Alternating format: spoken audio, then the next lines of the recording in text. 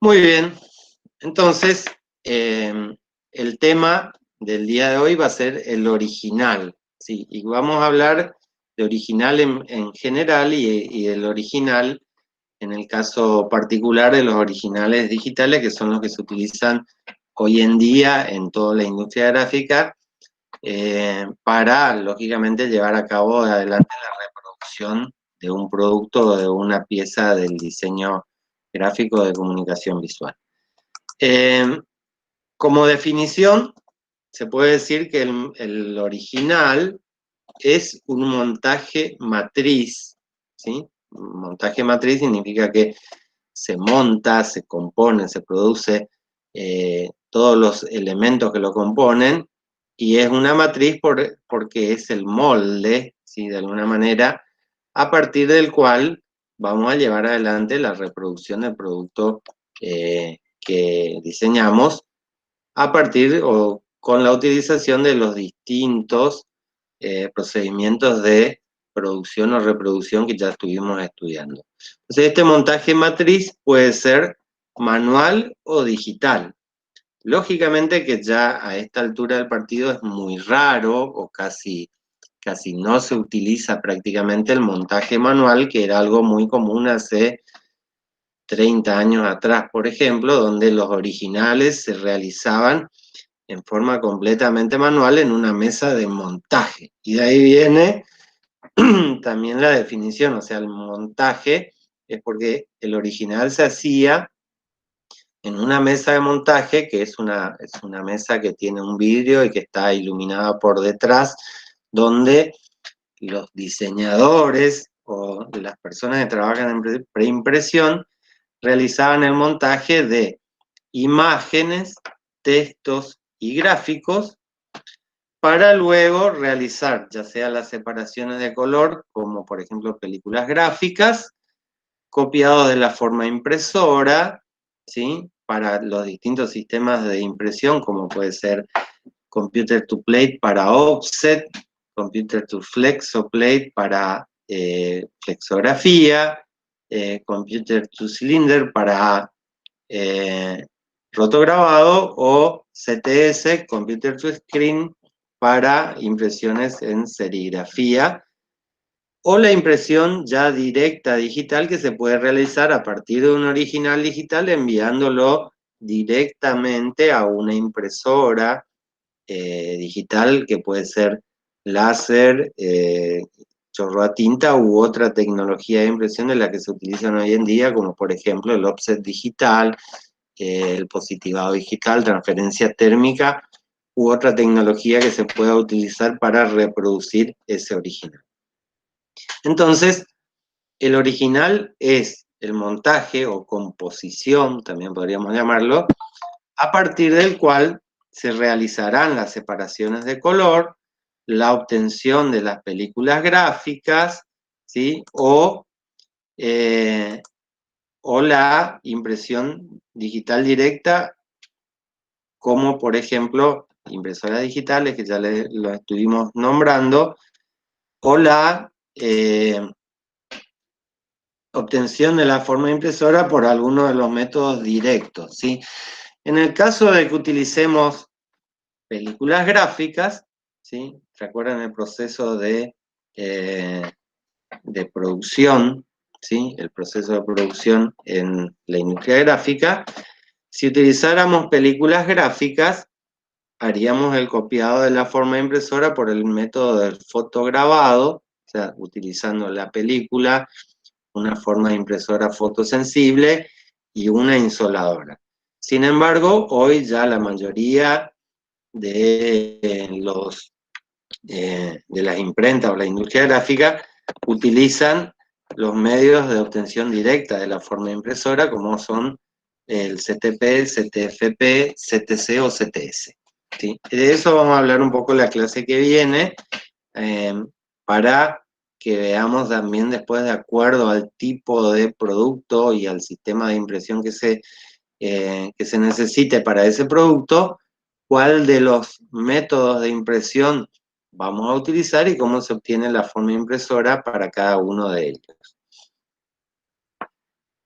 Aquí tenemos un ejemplo de un original. Es bastante viejito ya, pero sirve, ¿sí?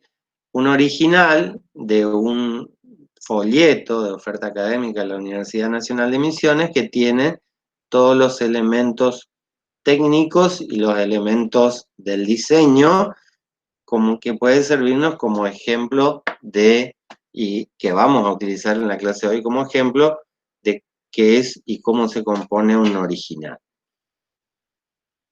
Vamos a ver la clasificación de los originales, que se puede clasificar de acuerdo a la disposición de los elementos, de acuerdo a los tipos de imágenes que se utilicen, o de acuerdo a la cantidad de tintas con la cual se va a realizar la separación de color y la impresión posterior. Entonces, en primer lugar, la clasificación de los originales de acuerdo a la disposición de los elementos, si ustedes recuerdan, creo que lo habrán visto en Tecnología 1, se pueden clasificar en original caja, original al corte y original combinado caja y corte, ¿sí? Además, después tendríamos para otro tipo de procesos, como por ejemplo sacabocados o cortes irregulares, algunos otros tipos de indicaciones que se deberían realizar.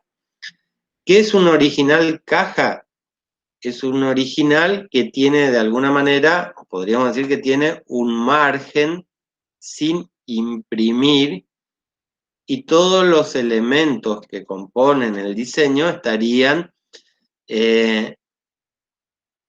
dentro de una caja imaginaria, virtual, que contiene todas las imágenes y por lo tanto en el borde del producto gráfico se vería una zona del soporte sin imprimir, ¿sí? Estas no son específicas para algún tipo de producto en particular, sino que según las características del diseño, que es lo que ustedes quieren diseñar, pueden elegir. Yo en este caso lo que hice fue modificar el diseño del ejemplo, ¿sí? Sacándole el fondo que tenía celeste y realizando toda la composición dentro de una caja virtual para que el original me quede en caja, ¿sí?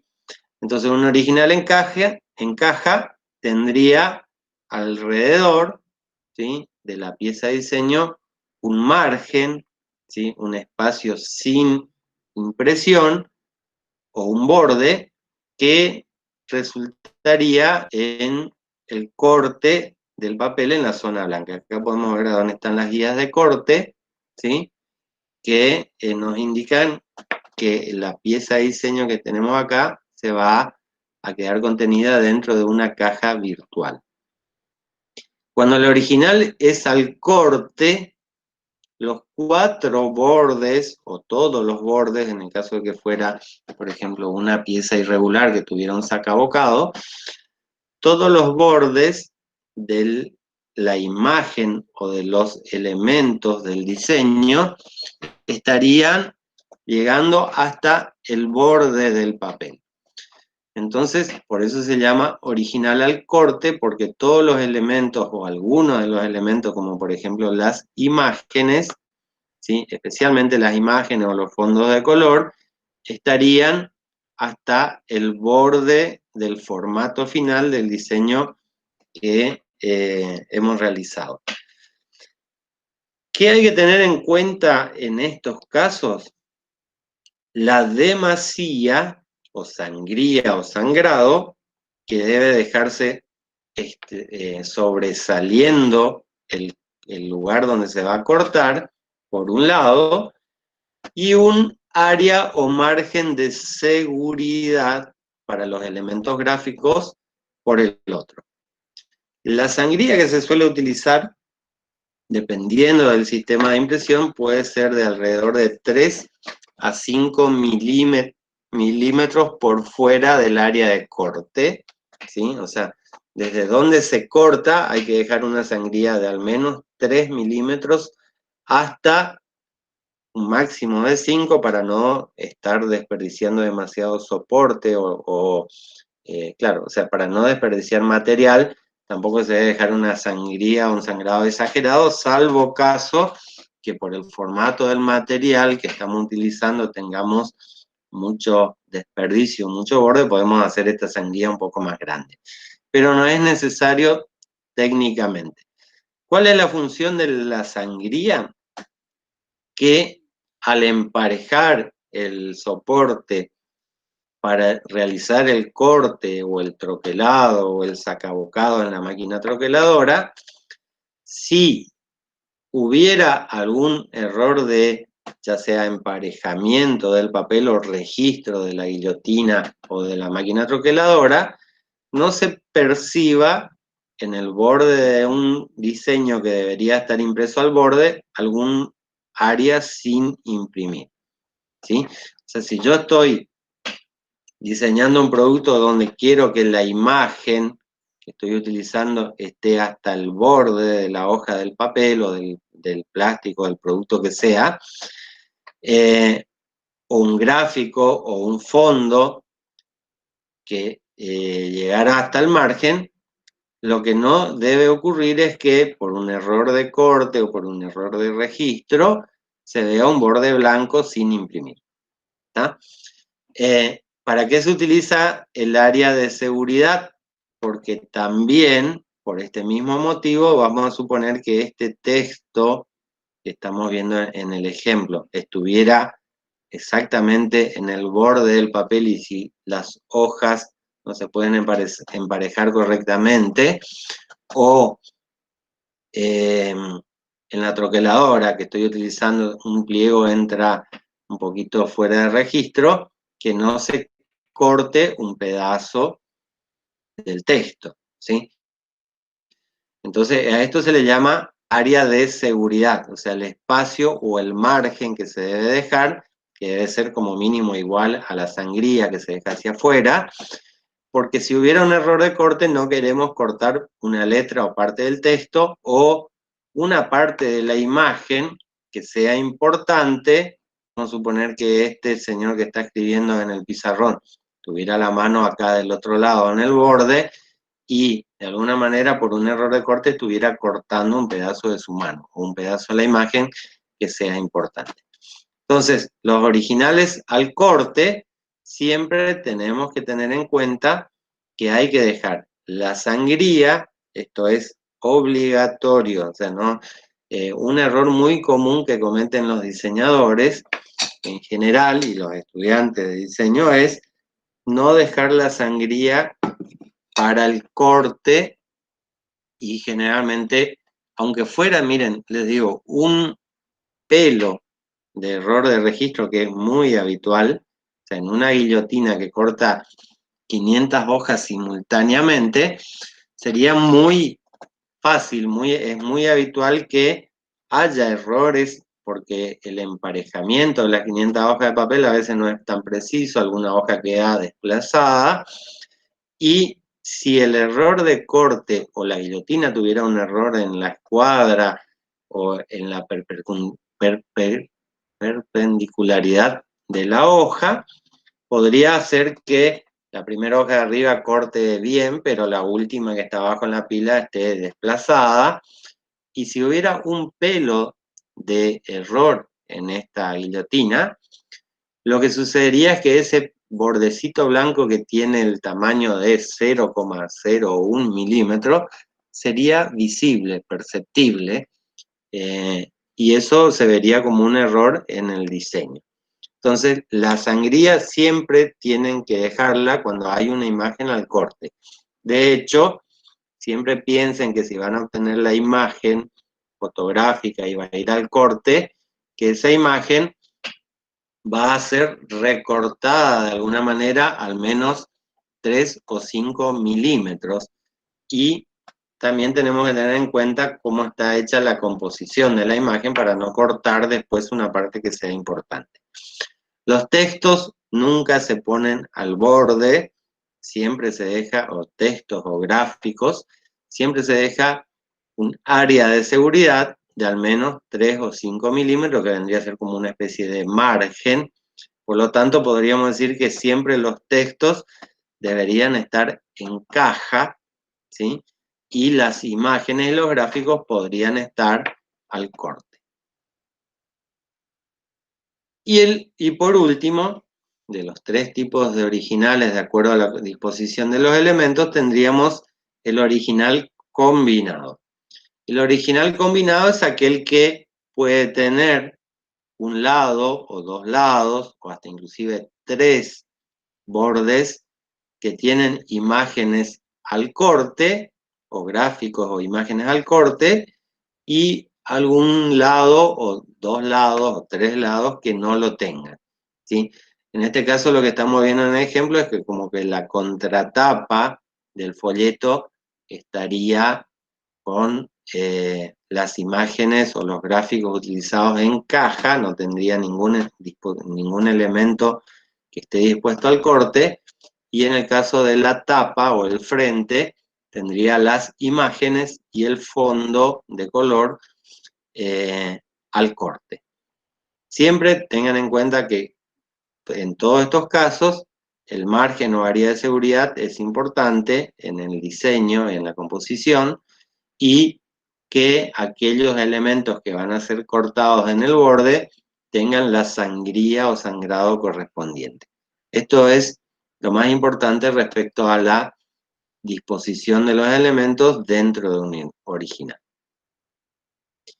Después tenemos la clasificación de los originales de acuerdo a las características de la imagen, y esto está así porque siempre se habla de esto, pero en realidad lo cierto es que hoy en día, como estos montajes se realizan en forma digital, ¿sí? El original de tono continuo ya no existe más, ¿sí? El original de tono continuo es cuando se utiliza una película fotográfica, negativa o positiva, que tiene o que está realizada en un tono continuo porque es fotografía, justamente, y la fotografía es el tipo de imagen que tiene el tono continuo. Sí, este tipo de imagen prácticamente no se utiliza más, ya que si yo tengo una fotografía y la quiero, que no sea una fotografía digital, y la quiero incorporar a mi diseño, la voy a escanear y la voy a convertir en una imagen de mapa de bits, ¿sí? O si obtengo la imagen directamente con una cámara digital, también estaría teniendo una imagen de mapa de bits. Entonces podríamos decir que el tono continuo en un original digital va a ser siempre transformado o convertido en una imagen de mapa de bits, ¿sí? En el caso del original pluma, o los objetos o elementos que compongan el original sea pluma, sabemos que una imagen de pluma no tiene variación tonal, o sea, tiene áreas o zonas que son blancas o de color, o sea, que son plenos, y áreas de la imagen que son donde se ve directamente el soporte, o que vendrían a ser, como decirlo, blancas, ¿sí? Entonces, el original pluma puede ser blanco y negro, o puede ser de algún color o alguna tinta especial y el color del soporte. O sea, un original pluma es una imagen que está impresa solamente con plenos de tinta, con zonas de imagen y zonas de no imagen, o zonas de soporte. La aplicación de grisado se utiliza cuando yo quisiera imprimir una imagen. Generalmente en la aplicación de grisado se utiliza en los fondos o en los gráficos.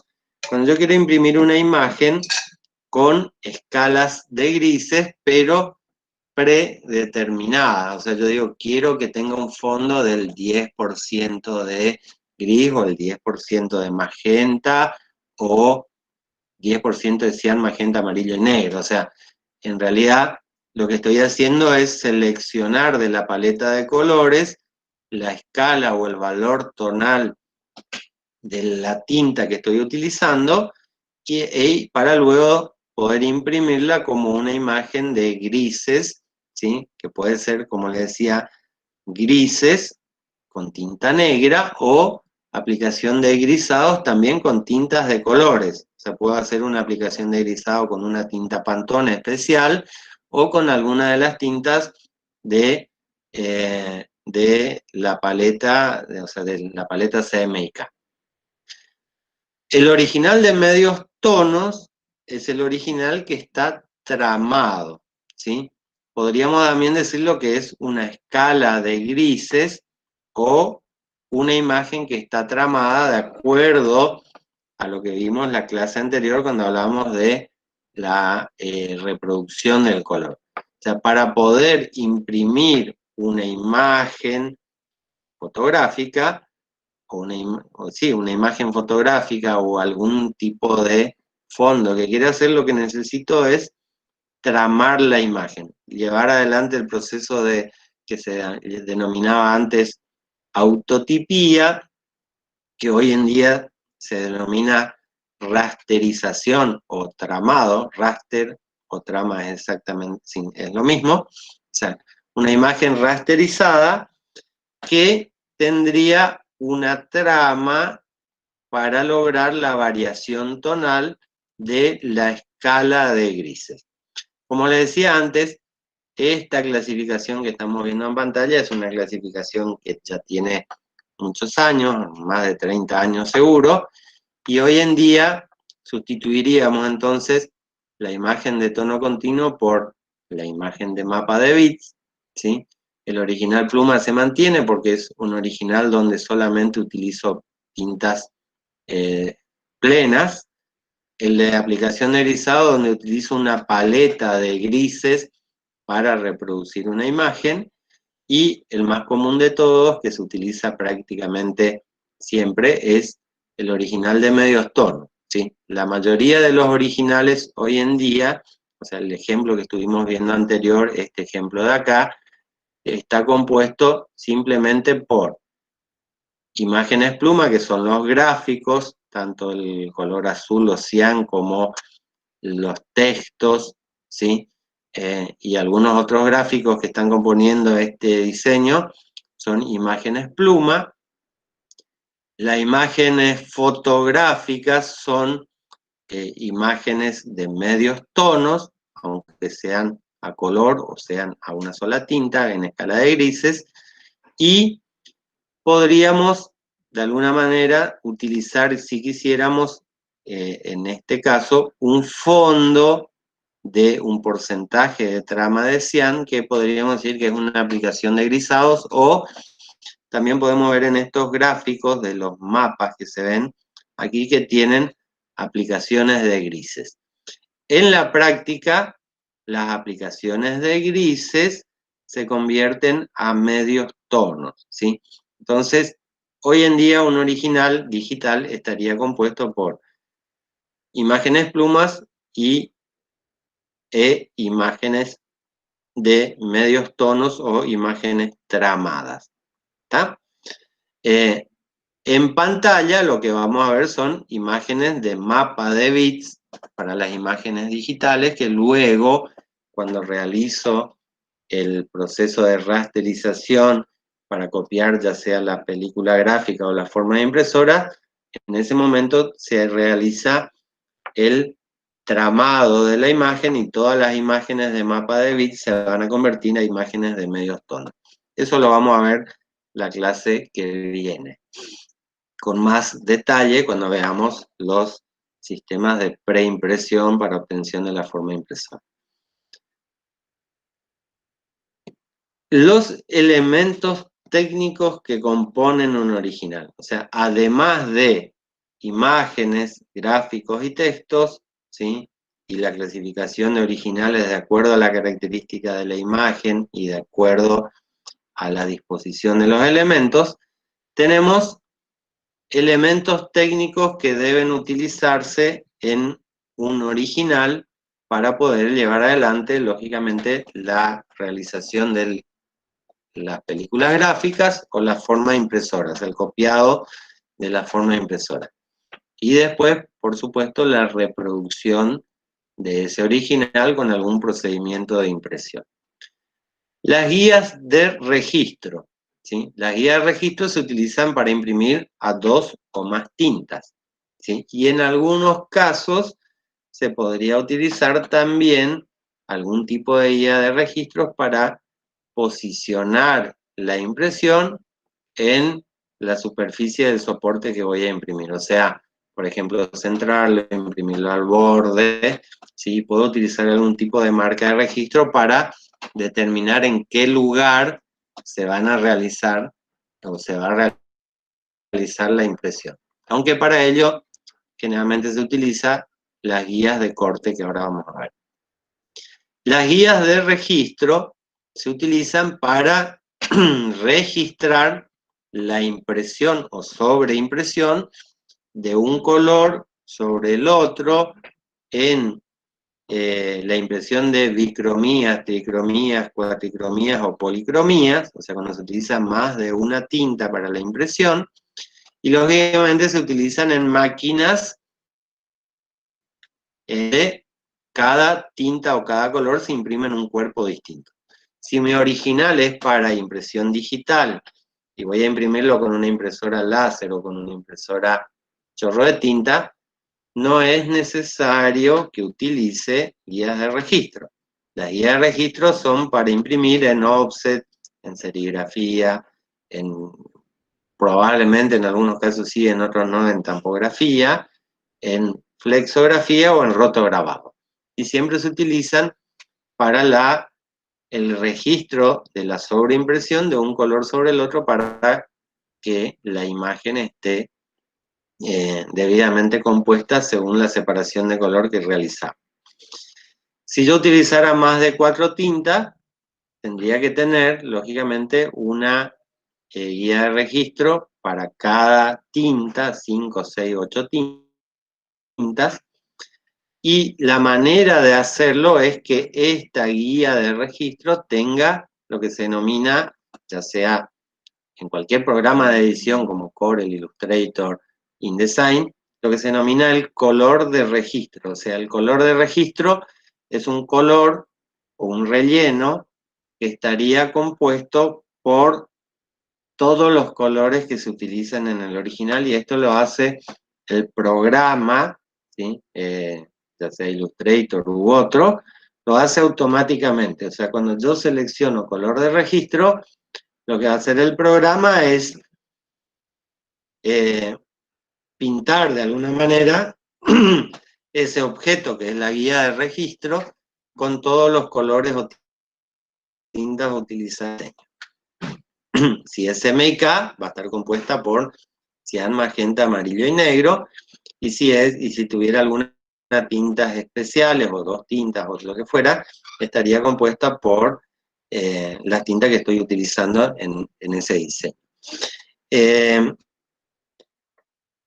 Estas guías se colocan generalmente, ahora vamos a ver la disposición, pero generalmente se colocan por lo menos 2 guías de registro, ¿sí? En mi diseño para que yo pueda controlar tanto el registro vertical, horizontal y axial, o sea, en su eje que no esté desplazado o torcido. Y puede tener distintas formas, desde una simple cruz, cruces con círculos combinados, utilizando elementos como los que vemos acá, ¿sí? O algo más complejo como esta guía que está dibujada acá a la izquierda arriba, que es una guía que la dibujé en su momento yo, con la cual puedo controlar no solamente el registro vertical y horizontal, sino también el axial. O sea, puedo controlar si la imagen está torcida debido a la forma que tiene esta guía de registro. Pasando en limpio, la guía de registro se utiliza para imprimir a más de 2 tintas, ¿sí? 2 o más tintas, y debe ser del color del registro o como mínimo debe estar hecho manualmente, compuesto por las distintas tintas que se utilizaron en el diseño. Otro elemento que es importante es la información de la lineatura e inclinación de la trama. En este caso, además también se puede utilizar para identificar a la forma impresora, aunque esto puede aparecer impreso tanto acá como en la guía de registro.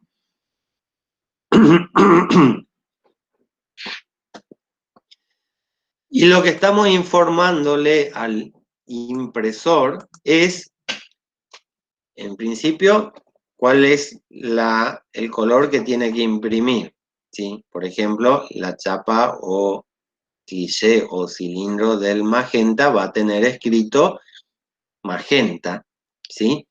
¿A qué lineatura de trama, o sea, cuántas líneas por pulgadas o qué resolución se está utilizando para la impresión? ¿Sí? Acá en el ejemplo decimos 150 dpi, a 75 grados de inclinación, que es la trama estándar para el magenta, cian a 105, amarillo 90 y negro 45. Entonces lo que hago es poner este texto pequeño, cuerpo 6, cuerpo 8, se coloca en el original que sea legible, ¿sí? Vamos a suponer que el impresor es un poco chicato, entonces le pongo un cuerpo 10, pero no mucho más grande que eso, porque simplemente lo que estoy es informándole al impresor para que después cuando realice el control durante la tirada o el registro, o esté mirando con un densitómetro, espectrofotómetro o simplemente un cuenta hilos, qué tinta estoy utilizando, cuál es la trama que estoy utilizando, la lineatura de trama, y a qué ángulo está impreso o se está imprimiendo la trama correspondiente a ese color. Entonces, si es del magenta, lo tengo que pintar en color magenta al 100% a este texto, para que aparezca, cuando realizo la separación de color, solamente en la chapa o en la forma impresora del magenta. Lo mismo para el cian, para el amarillo y para el negro.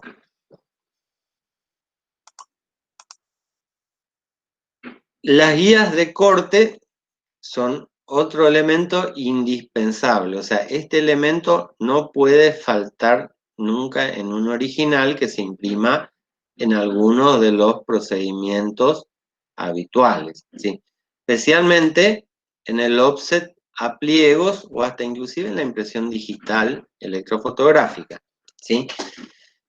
Si yo tengo una imagen que se imprime al borde o al corte o en caja también, y el formato final es A4, lógicamente en una impresora offset lo tengo que imprimir en un tamaño de papel más grande que el A4. Porque si tiene demasías, porque necesito la línea de corte, porque necesito los espacios para pinzas de las máquinas, entonces siempre se utiliza, después vamos a ver ejemplos, soportes que son más grandes que el diseño que quiero imprimir, ¿sí? Si lo hago en una impresora digital, probablemente pueda hacerlo en el formato final definitivo, y en algunos casos, cuando el diseño lo permite, también se puede imprimir en offset, por ejemplo, al formato final definitivo. Lo que no, lo que siempre necesito es de todas maneras saber cuál es el tamaño, ¿sí? Cuál es el tamaño del producto final. No puedo hacer un recuadro impreso porque al cortar se va a ver el recuadro, ni una línea de puntos, ni ningún tipo de recuadro. Lo que tengo que hacer es poner guías de corte, ¿sí? Que indiquen el lugar donde la guillotina luego va a realizar el corte al formato final de la pieza impresa. Estas guías de corte pueden estar solamente en la separación de colores, en la chapa del negro, o sea, impresa solamente con negro. Se utiliza normalmente el negro, o si fuera una bicromía, el color que tiene mayor contraste. Lo que no debería hacer es hacer líneas de corte en amarillo, porque son muy difíciles de ver el amarillo impreso sobre el blanco. Entonces, las guías de corte van a estar siempre impresas con el color que mayor contraste tenga, para que sean más visibles para el operador de la guillotina. Van a estar por fuera del diseño, ¿sí? Nunca adentro del diseño, sino por fuera. esto de que esté por fuera es para que después de terminado de cortar no se vea el corte o el borde de la guía de corte, ¿sí? Porque si, no, si estuviera del borde hacia adentro, ¿sí? Al cortar y haber un error de registro de 0,1 milímetros, esa guía ya podría quedar dentro del diseño y se vería. Entonces siempre va por fuera, generalmente va de la demasía utilizada para afuera, tiene que tener un tamaño mínimo de, no sé, 3 milímetros como mínimo para que sea visible. En algunos casos se puede usar guía más grande, pero 3 a 5 milímetros de tamaño es suficiente, ¿sí? Ahora después vamos a ver en los ejemplos cuál es el área o borde que se debería utilizar y dónde disponer todos estos elementos, también para optimizar el uso del recurso, o sea, no utilizar demasiada área o mucho espacio para colocar los elementos técnicos, porque eso me lleva también a tener un mayor desperdicio de soporte, ya que todo esto, después de cortado, queda afuera. Después tenemos las cuñas de control densitométrico y colorimétrico, ¿sí? Esto no es obligatorio, ni hay, digamos, de alguna manera, un tipo de línea que sea estándar y que utilicen todas las imprentas por igual. Cada imprenta, cada taller de impresión, inclusive para cada sistema o procedimiento de impresión, puede que utilicen distintas formas de guías o cuñas y también ubicados en distintos lugares de acuerdo a cómo vaya a ser la pieza del diseño. En algunos casos, como por ejemplo en packaging de bolsas flexibles en máquinas rotativas, ¿sí? Lo que utilizamos puede ser que sean guías que estén colocadas afuera, ¿sí? Que estén colocadas en un área que va a quedar cortada o en un lugar que va a quedar doblado, por ejemplo, o en un lugar donde va a quedar después solapado el pegado. O sea, la idea es que estas cuñas de control no se vean, ¿sí? O sea, que no queden después en el producto final, aunque si se fijan, por ejemplo, en un envase de Tetra Pak, es muy habitual que en el fondo o en una vez en un envase de yerba también, en alguna solapa que esté pegada, se pueda ver, ¿sí? Estas cuñas de control, porque la disposición que se hizo es para que quede en el lugar menos visible posible, ¿sí? Hay distintos elementos que se pueden utilizar para controlar ya sea la carga de tinta o la reproducción correcta del color si fuera un color especial, ¿sí? Especialmente lo que se busca controlar con estas cuñas de control es la densidad de la tinta para los colores de cuatricromía, ¿sí? Cian, magenta, amarillo y negro. Algunas combinaciones de color, como el rojo, el verde y el azul, a ver que estén saliendo correctamente, porque si varía la carga de tinta de cian, magenta, amarillo y negro, puede ser que varíe el verde, el rojo y el azul, ¿sí? Más tinta magenta y menos tinta amarilla me daría un rojo más intenso. Si tuviera poco magenta y mucho amarillo, me daría un rojo más naranja. Si me excedo en la carga del magenta, probablemente, y el cian esté bien, probablemente el azul se vea violeta, ¿sí? O sea, el verde se puede ver más intenso o más amarillento. O sea, los colores se pueden estar reproduciendo mal porque la carga de tinta que está utilizando la máquina puede estar mal en alguno de los colores. Entonces, para eso se usa, porque la única forma de medir de alguna manera si la carga de tinta es la correcta, es utilizando las cuñas de control densitométrico. Estas cuñas de control, la más utilizada es una que tiene una escala para cada color utilizado, desde el 0 o el 5% hasta el 100%. Se utiliza normalmente 5, 25, 50, 75, 95 y 100, o sea, el 100 es el pleno. Podría obviar el pleno, pero normalmente se utiliza para medir la intensidad del color. Y les cuento más o menos cuáles son las funciones y por qué cada porcentaje que está acá. El 5% es porque normalmente es el punto mínimo reproducible de trama.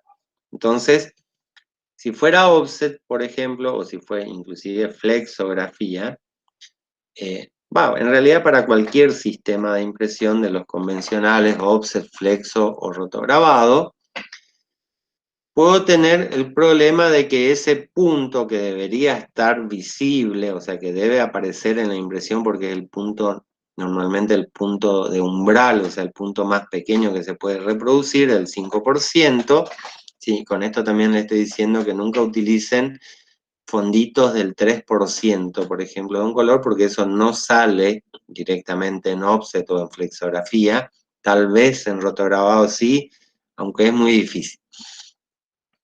Entonces, tengo que estar viendo que el 5% salga.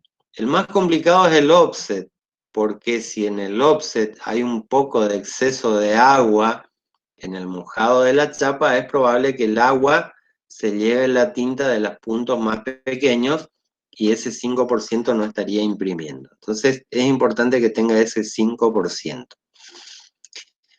En el otro extremo tengo el 95%. El 95% se utiliza para darnos cuenta de si nuestra imagen no se está empastando. O sea, si hay un exceso de tinta o falta agua en el caso del offset en el mojado, puede ser que el 95 se vea como un pleno. Entonces, el impresor, si ve que el 95 se ve como pleno, lo que debe hacer es regular la carga de tinta, la cuchilla de Dr. Roulette en el caso de la flexografía o el rotograbado, o el agua-tinta, el balance agua-tinta en el offset.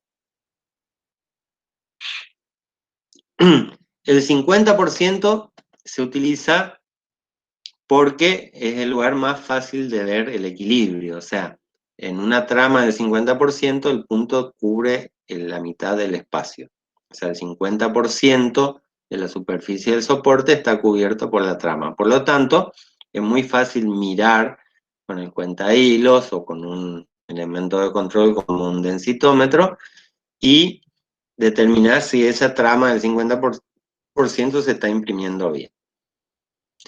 Entonces, y después el 75 y el 25, que son tramas intermedias de alta o baja densidad, se utilizan también porque son fáciles de identificar hasta sin un tipo de elemento automático de control que puede ser un densitómetro. Entonces, estas cuñas se podrían quitar algunos, por ejemplo, el 25 y el 75, pero es muy importante el 5, el 50, el 95, ¿sí? Que son los lugares donde es más fácil de poder controlar la densidad de la tinta. Después, como las que vemos abajo, de las colorimétricas y densitométricas, también se pueden utilizar, por ejemplo, elementos que me permitan medir cuál es la línea más fina que se puede imprimir, ¿sí? Como las que estamos viendo ahí en el ejemplo, líneas de color, ¿sí? Líneas muy, muy finas, siempre se busca que esa línea sea la más fina que se puede reproducir, ¿sí? Y para ver si esas líneas se están reproduciendo correctamente, los plenos de cada color básico para ver también que la carga de tinta sea la correcta, y las combinaciones, como les decía, de rojo, verde y azul. Si tengo un color Pantone, el color Pantone. También acá, por ejemplo, nosotros utilizamos una mezcla de cian, magenta y amarillo, o sea, un gris de tricromía, ¿sí? Que nos permite ver, por ejemplo, predominancias de color. Cuando hay una tinta que se está imprimiendo en exceso, lo que puede suceder, o sea, ese gris de tricromía va a tener predominancia de esa tinta. O sea, en vez de verse gris, se va a ver más gris, más magenta o más cian o más amarillento. Entonces ahí también me puedo dar cuenta si hay un problema en la carga de tinta. O sea,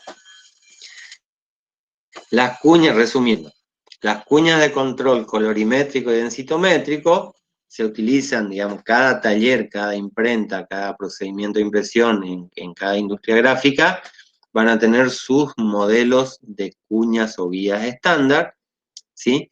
Que son las que van a utilizar. Algunas nosotros, yo la que le estoy poniendo acá es el ejemplo más utilizado en offset por la mayoría de las industrias gráficas que imprimen en offset.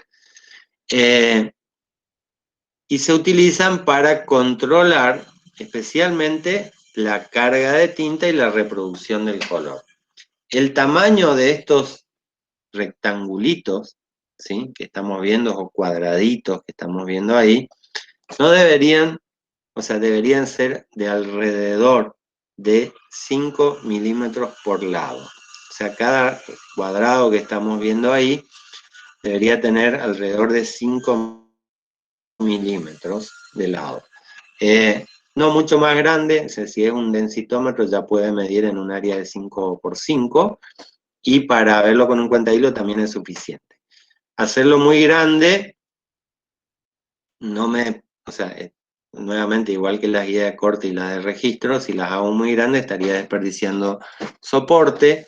Si las hago más chicas es probable que no pueda medir o ver bien dentro de esos espacios. Así que 5 milímetros sería la medida adecuada o ideal. Bueno, vamos a los elementos que componen un original, y acá estamos hablando de los elementos que se utiliza en el diseño, o sea, los elementos que van a estar incorporados en nuestro diseño y que buscan, lógicamente, comunicar algo. Como podrán ver, todos los recursos que maneja un diseñador, ¿sí?, se reducen a 3 tipos de imágenes, ¿sí? Las imágenes, nosotros estamos hablando de original digital, entonces las imágenes digitales, que son fotografías o mapas de bits, que pueden ser, por ejemplo, un degradé, un fondo, una textura que está escaneada, ¿sí? O de la que se disponen también en las paletas de textura de los programas que utilizamos en diseño. Entonces, una imagen digital o una fotografía digital que básicamente está compuesto por píxeles y por lo tanto es un mapa de bits. Entonces tengo las imágenes fotográficas, que son mapas de bits. Los gráficos vectoriales, ¿sí?, compuesta por curvas, nodos, rectas, ¿sí?, o sea, contornos y algún tipo de relleno en el caso de que sea una forma. Entonces estos gráficos vectoriales, dibujos de vectores, dibujos técnicos o simplemente líneas, están compuestas por un contorno, un relleno, curvas y nodos donde se utilizan. Estos los que utilizan, todos utilizan programas de dibujo como Illustrator o CorelDRAW, saben cómo se conforman las imágenes o gráficos vectoriales, ¿sí? Y el tercer elemento que compone el diseño, ¿sí?, y un original que se pueden reproducir, son los textos, ¿sí? Los textos, en definitiva, para el original digital, son caracteres que están compuestos, ¿sí?, en una determinada tipografía o variable tipográfica, y para ello es necesario contar, lógicamente, con el archivo de la fuente tipográfica instalada en la máquina que estoy utilizando, y si yo envío ese original a a otra máquina o lo quiero abrir con otra máquina, lógicamente esa otra máquina también debería tener instalada la misma tipografía. Por lo tanto, si yo envío un original a una imprenta y este original contiene textos, siempre debo acordarme de adjuntar la fuente tipográfica para que la otra persona, en caso de no tener esa fuente instalada en mi computadora, la pueda instalar para poder abrir sin que cambien las características de la tipografía o del texto utilizado, ¿sí? Entonces, cuestiones en general a tener en cuenta con respecto a estos elementos. Las imágenes y las texturas o los fondos como degradés, siempre es conveniente que estén compuestos por mapas de bits. Inclusive, si yo quiero colocar algún tipo de degradado medio extraño, alguna sombra, algún lente, como un efecto que de los que tienen Illustrator y Corel, lo conveniente siempre es, una vez que ya está concluido ese efecto, convertir ese efecto y esa imagen junto con el fondo en un mapa de bits, o sea, rasterizarlo, convertirlo a imagen, porque es probable que según la versión del programa, ¿sí? En el Illustrator, por ejemplo, suele suceder que hay algunos tipos de efectos que puede ser que estén hechos en una versión de Illustrator y que en otra no lo tenga, o que se hayan bajado un plugin para un efecto determinado y que el otro que va a abrir no tiene ese plugin. Entonces, lo conveniente siempre es que las imágenes estén como mapa de bits. Si es una impresión en blanco y negro o escala de grises, debe estar como escala de grises. Se pueden hacer duotonos para impresiones de imágenes con dos tintas. Si es una imagen a todo color, siempre tiene que estar en modo de color CMYK. O sea, la imagen tiene que ser un mapa de bits en CMYK, nunca en RGB. Si va a imprenta, tiene que ir en CMYK, nunca en RGB. Y la resolución de ese mapa de bits tiene que ser para el offset y para la flexografía al menos el doble de la resolución de impresión. O sea, si yo voy a imprimir a 150 líneas por pulgada en un papel ilustración, la imagen digital en CMYK debe por lo menos tener el doble de la resolución de impresión, o sea, 300 píxeles por pulgada, ¿sí?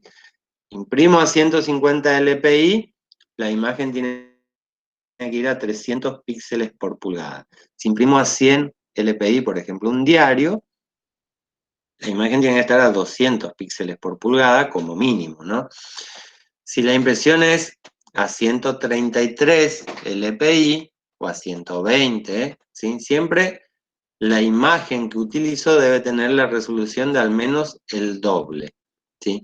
Y si tiene demasiada resolución muy alta, después hay que, también es conveniente bajarla al doble de la resolución de impresión. Por ejemplo, si yo tomo una fotografía con una cámara de 24 megapíxeles y quiero imprimir esa fotografía en 10×15, al escalar la imagen probablemente esa imagen tenga 1200 píxeles por pulgada. Entonces lo que estoy haciendo es generar un archivo demasiado pesado.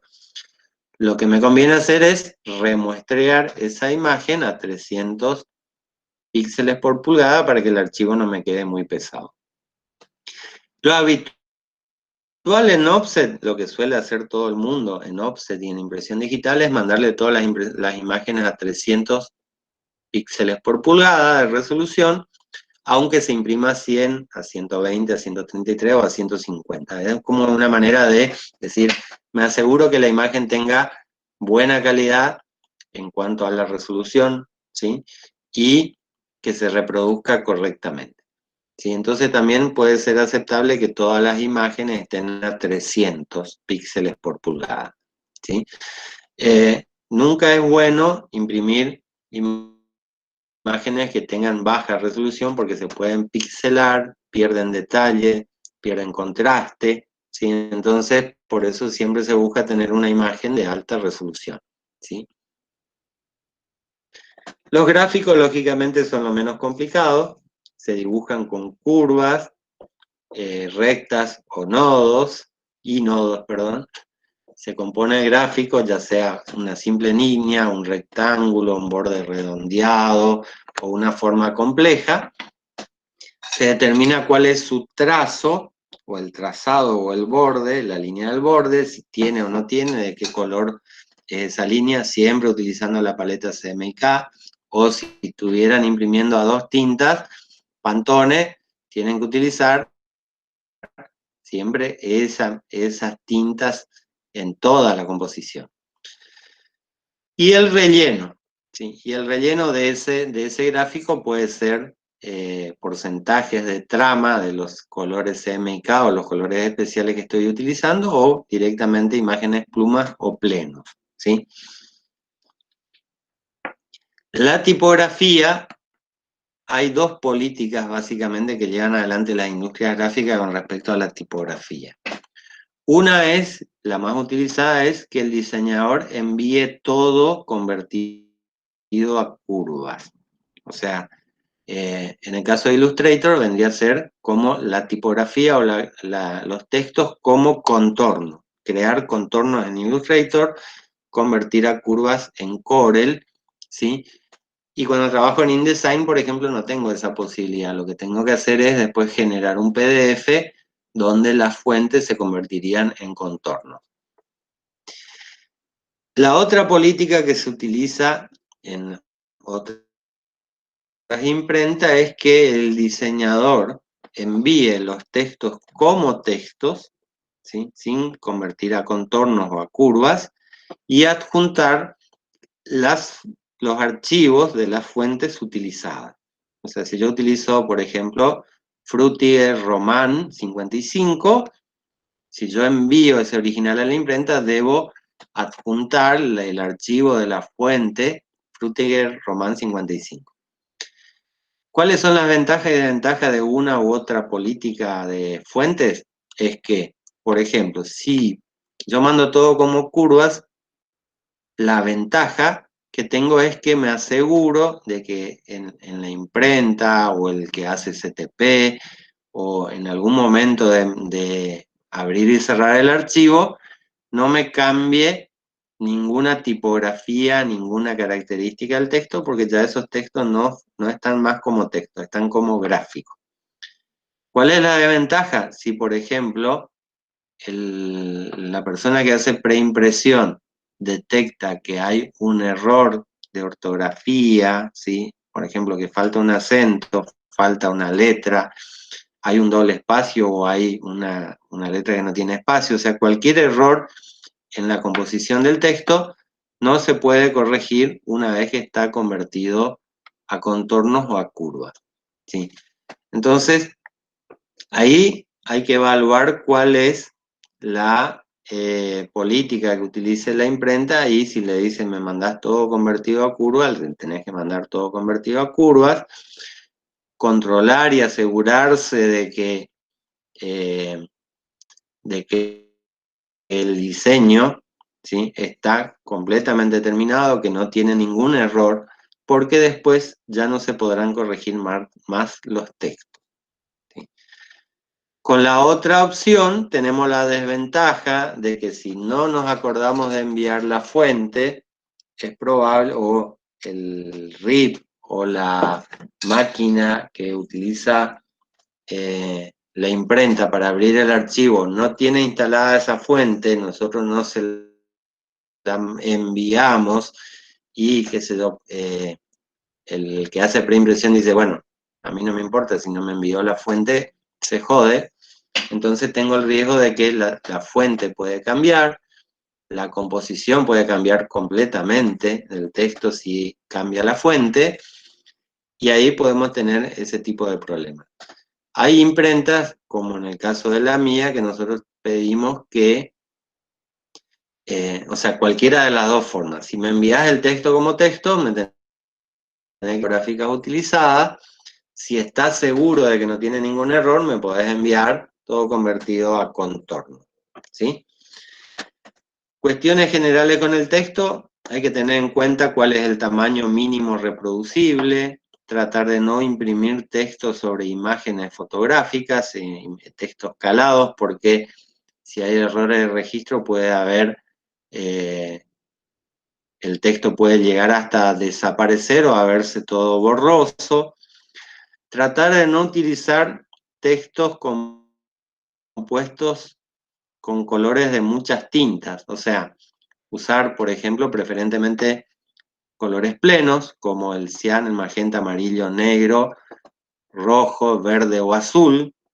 No usar muchas tramas para los colores de los textos, porque recuerden que si la tipografía es pequeña, puede haber un pequeño error de registro de 0,1 milímetro por deformación del soporte, el plástico se estira, el papel se deforma con la humedad y la temperatura, lo mismo que el plástico con la temperatura.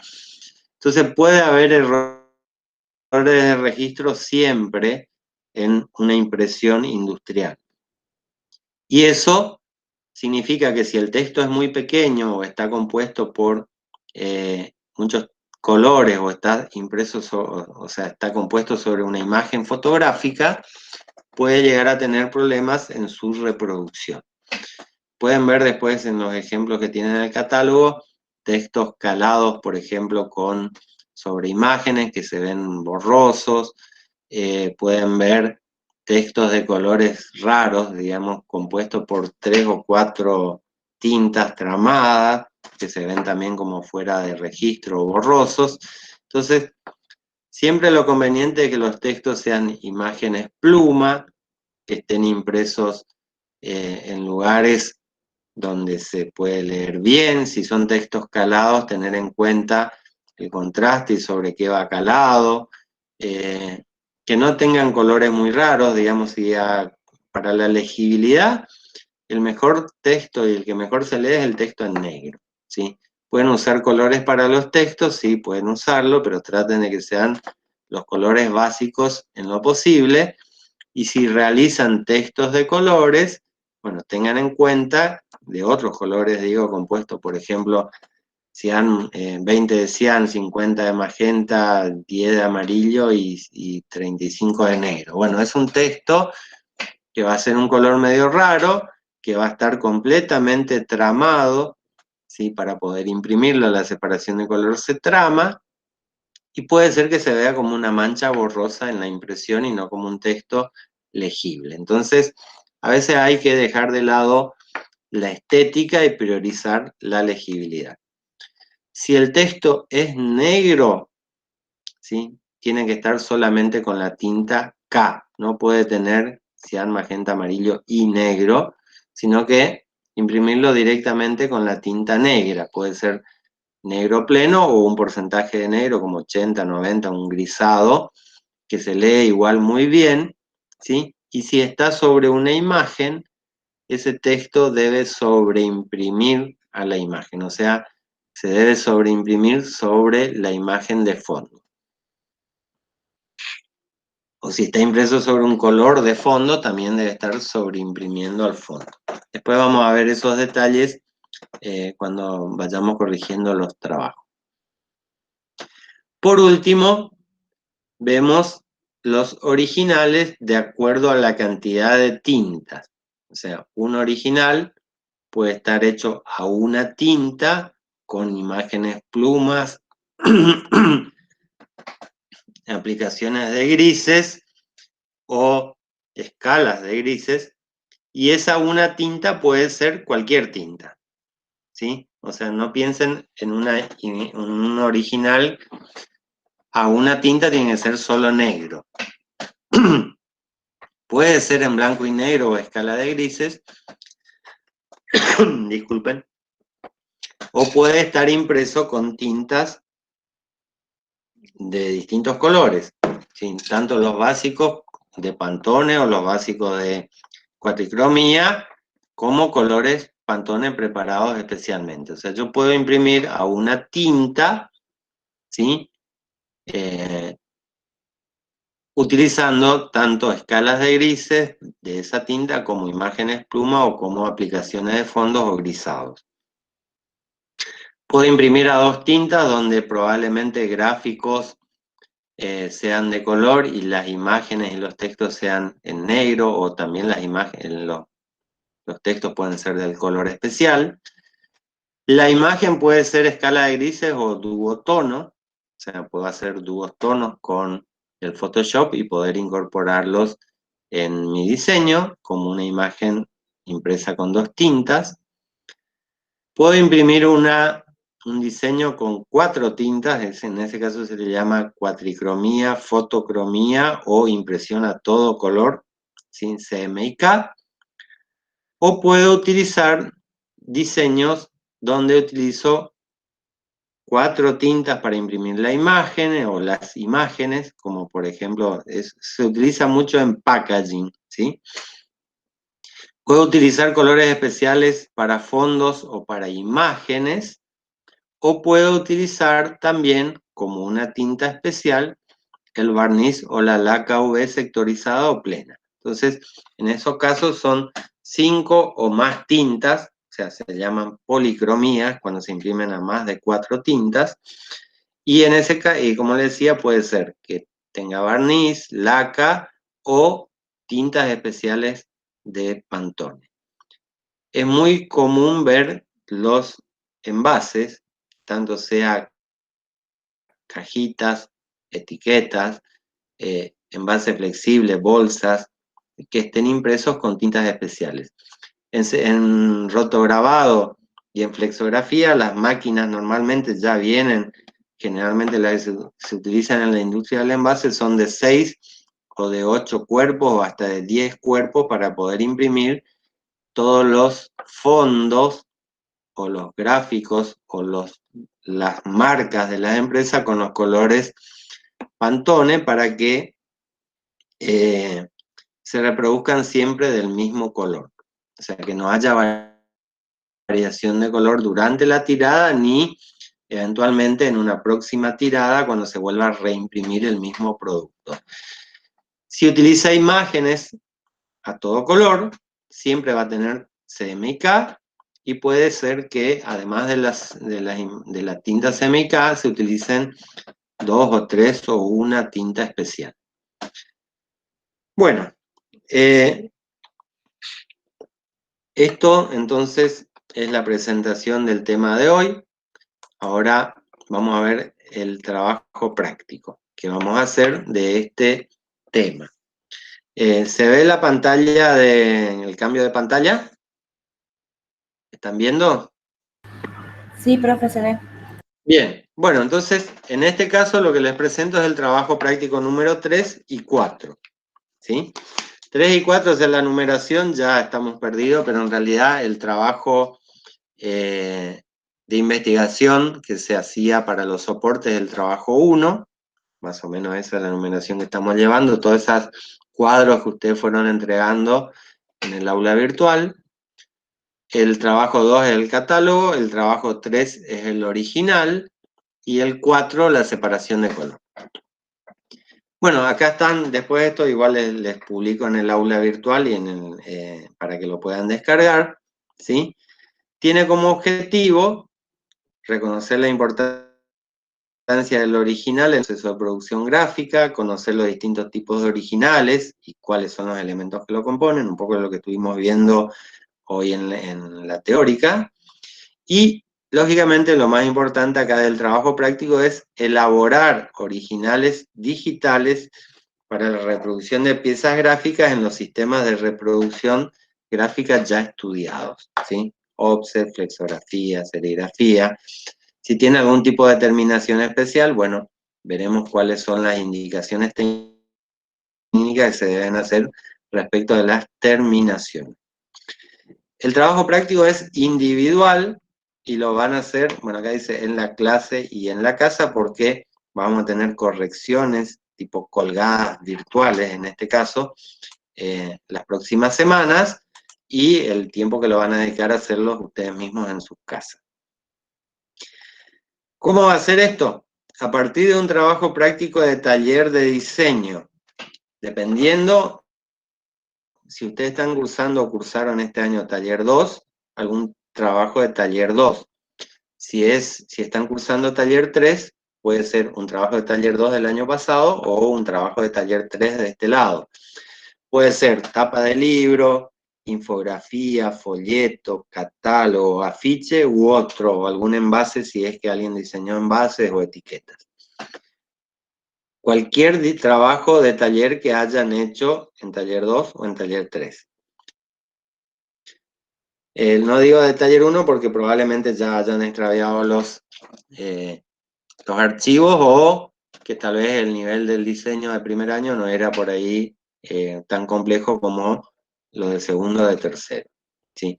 A partir de ese trabajo práctico, ustedes van a realizar el original de arte digital para reproducir el mismo en alguno de los sistemas de impresión estudiados. Pero vamos a hablar, en realidad acá, disculpen, esta serigrafía no va, así que ya lo voy a borrar enseguida antes de publicarlo. O sea, la reproducción de este original se tiene que poder imprimir en offset, flexografía o rotograbado. No vamos a ver o no vamos a hacer originales para impresión digital. Eso lo vamos a hacer el año que viene en taller en tecnología 3. La duración de esto es 2 semanas en principio. Puede ser que sean 3 si se prorrogan las clases. Y la entrega va a consistir en el boceto final o maqueta impreso, en este caso va a ser un PDF, ¿sí? Porque me lo van a hacer entrega virtual, no se van a entregar no se va a entregar el original impreso. O sea, todo va a ser en archivos digitales que ustedes van a armar una carpeta después y la van a subir al Drive y me lo van a compartir. Entonces, este boceto final va a ser impreso como un PDF, o sea, va a ser un archivo PDF en tamaño real del producto que están o del diseño que están utilizando para hacer el original. Luego, el original digital de acuerdo a las características de la pieza de diseño. O sea, el archivo también un archivo digital, pero con los correspondientes elementos que componen ese original de acuerdo a lo que vimos hoy en la clase. Imágenes, gráficos y textos, todos con sus características técnicas adecuadas. ¿Qué quiero decir? Si utilizan una imagen a color, tiene que estar en modo de color CMYK, tiene que estar en alta resolución, para que tenga calidad para la reproducción, etc. Los gráficos, bueno, es lo menos complicado, y los textos que en este caso les vamos a pedir que los envíen como texto, no como curvas. ¿Está? Así aprendemos a adjuntar las tipografías para en el caso que no todavía no lo sepan. Van a tener que tener lógicamente guías de corte y de registro, ¿sí? Las de registro son, y las de corte son guías obligatorias, ¿sí? Tienen que ir sí o sí por dónde se va a cortar, cuál es el tamaño de la pieza final, y las guías de registro para poder reproducir o registrar el color. Indicación de lineatura e inclinación de trama también tiene que tener, porque esto nos indica no solamente esto, sino que también tiene que estar con el color correspondiente, como vimos en el ejemplo, para que se pueda identificar las formas impresoras, las chapas o los polímeros que se están utilizando. Cuña de color, colorimétrico y densitométrico, bueno, nos vamos viendo cuáles van a ser las más adecuadas y las que son necesarias. Tiene que tener demasías y todo lo que estuvimos hablando hoy. Este original debe estar editado en Corel, versión 7 o anterior, porque es lo que tengo yo instalado en la notebook. Si lo hacen en Corel 10, bueno, lo tienen que guardar como versión 7. O Adobe Illustrator, que puede ser, no importa, ya en este caso en Adobe Illustrator, versión 19 o 20, no hay problema. Y además del original el archivo del original en el programa utilizado, un archivo PDF del mismo archivo que es del original, ¿sí? En este caso va a tener que tener la imposición en el tamaño del pliego, ¿sí? O sea, vamos a determinar cuál es el tamaño del pliego que se va a utilizar para imprimir, o ustedes van a tener que elegir, mejor dicho, de acuerdo al tamaño del diseño que están realizando, cuál es el pliego más adecuado. Esto se puede hacer antes o después. O sea, ustedes pueden decir, tengo un pliego de tanto, entonces voy a ajustar mi diseño a ese pliego, o si ya tienen el diseño listo, lo que tienen que ajustar es o elegir el mejor pliego, el más adecuado, el tamaño más adecuado de impresión para imprimir ese original, o también puede ser que en ese original se haga una imposición, o sea, en vez de reproducir solo un ejemplar, porque acá también tenemos que tener en cuenta el tamaño de la máquina que se va a utilizar para imprimir, o la cantidad de impresiones que se vaya a realizar, entonces puede ser que entren 2 posturas, 4 posturas, o una postura, o 10 posturas, ¿sí? Después vamos a ir viendo, cuando vayamos corrigiendo, cuáles son las máquinas más adecuadas en función de la cantidad, el tipo de producto, los formatos disponibles de los soportes de impresión. Así que eso lo vamos a ir viendo ahora en la medida que vayamos corrigiendo el original. Y lógicamente todo esto ajustado a las características del procedimiento de impresión elegido, sea ya sea offset, flexografía, rotograbado. Vamos a ver qué característica tiene que tener todo el original. Si es una máquina rotativa y el soporte es en bobina, si es una máquina pliego y el soporte es en hojas, todo eso lo vamos a ir viendo, ¿sí?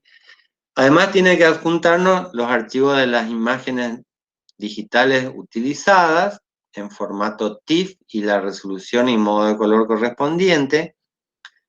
Los archivos, en este caso les estamos pidiendo que manden los textos como textos y no como curvas, entonces van a tener que enviarnos los archivos tipográficos de las familias utilizadas, o sea, la fuente tipográfica, que puede ser OpenType o TTF.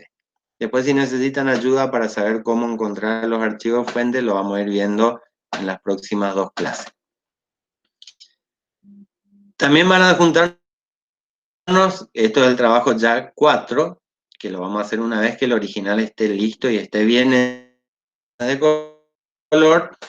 En este caso también, en vez de ser impresa, van a ser en tamaño real, en un archivo PDF, a modo de película gráfica o CTP o CTFP. O sea, si vamos a utilizar offset, vamos también a tener que saber cuál es el tamaño de la chapa o del pliego de impresión, por lo menos, para hacer las separaciones de color, y la vamos a hacer de acuerdo al soporte de impresión y al sistema de impresión elegido, ¿sí? También vamos a tener tiempo para ir viendo eso.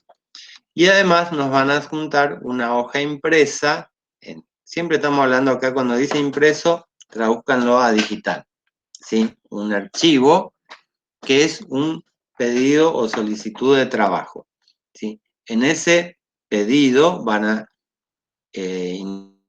indicarnos cuál es el material incluido en el proyecto, o sea, van a decir, mando una carpeta con los siguientes archivos, y ahí va el directorio de los archivos en la carpeta. Tienen que poner las indicaciones del soporte para la impresión, ¿sí? Este archivo que le estoy mostrando ahora del TP, es el mismo archivo del año pasado, ahora después lo voy a corregir para ajustarlo al formato de entrega digital, ¿sí? Así que